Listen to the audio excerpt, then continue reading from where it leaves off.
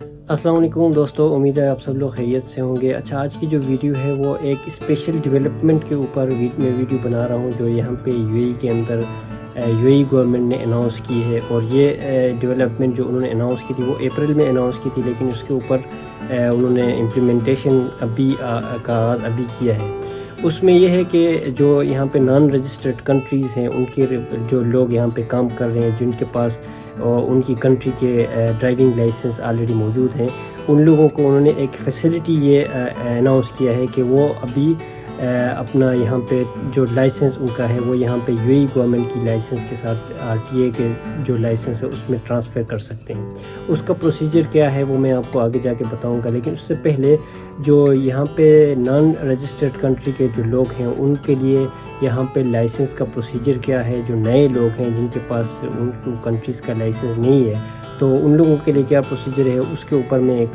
आपको डिटेल में बता रहा हूँ। प्रोसीजर क्या है, उसका फ़ीस स्ट्रक्चर क्या है वो मैं आपको बता रहा हूँ। उसमें यह है कि जो नॉन रजिस्टर्ड कंट्रीज़ हैं और नॉन रजिस्टर्ड कंट्रीज़ और रजिस्टर्ड कंट्रीज़ का ये सिलसिला है कि जो नॉन रजिस्टर्ड कंट्रीज़ हैं वो कंट्रीज़ हैं जो यहाँ पे यूएई का जो road and transport authority RTA जो है उनके साथ जो कंट्रीज़ रजिस्टर्ड नहीं है उनको नॉन रजिस्टर्ड कहा जाता है। उनमें पाकिस्तान हो गया, इंडिया हो गया, फ़िलिपीन हो गया, बांग्लादेश हो गया, नेपाल हो गया, ये सारी कंट्रीज़ और भी बहुत सारी कंट्रीज़ हैं जो इसमें शामिल है। इन लोगों के लिए यूएई गवर्नमेंट का जो यहाँ पे लाइसेंस लेने का प्रोसीजर है वो कुछ इस तरह है कि वो यहाँ पे जो रजिस्टर्ड ड्राइविंग जो स्कूल्स हैं, ड्राइविंग इंस्टीट्यूट्स हैं, उनमें उन लोगों को एडमिशन लेना पड़ता है। जब वो वहाँ पे एडमिशन लेते हैं, एडमिशन फॉर्म फिल करते हैं, जो फीस फिल करते हैं, उसके बाद उन लोगों के छोटे से इनिशियल टेस्ट होते हैं जिसमें उनका आई टेस्ट होता है, जिनमें उनका और भी बहुत सारे टेस्ट लिए जाते हैं। उसके बाद जब ये सारे टेस्ट पास होते हैं तो उनका क्लासेस होते हैं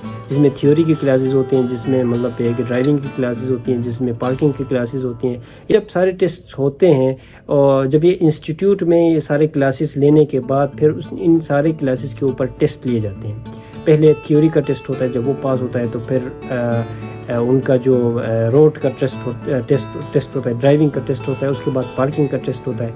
उसके बाद जब ये सारे टेस्ट वो क्लियर करता है कैंडिडेट, अगर ये टेस्ट सारे क्लियर नहीं करता तो फिर वो उनको शुरू से ही स्टार्ट करना पड़ता है।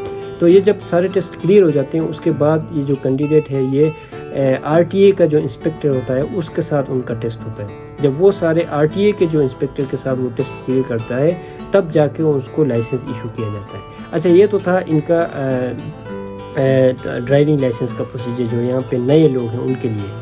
अब जो अनाउंसमेंट की गई है उसमें ये उन्होंने अनाउंस किया है कि जिन लोगों के पास उन कंट्रीज़ के अपने लाइसेंस हैं वो यहाँ पे इजीली बग़ैर क्लास लिए, बग़ैर टेस्ट दिए, मतलब जो स्कूल का जो टेस्ट होता है, ड्राइविंग इंस्टीट्यूट में जाने का जो इंस्ट्रक्शन है वो उनके ऊपर लागू नहीं होगा।